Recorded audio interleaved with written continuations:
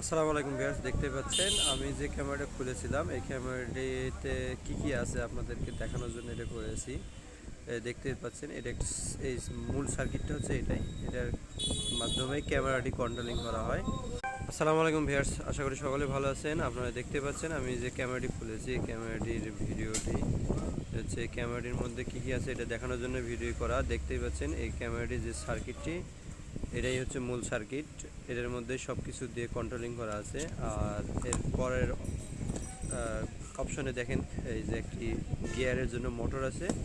আর তারপরের অপশনে আছে দেখেন এই যে এসি থেকে ডিসি এবং সেই সাথে এই যে একটু গিয়ার মোটর আছে।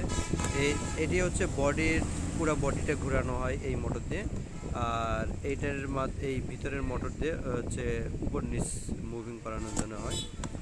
তো ভিডিওটি যদি ভালো লাগে তাহলে শেয়ার করে দিবেন যাতে অন্য কারো দেখার সুযোগ হয়। ধন্যবাদ।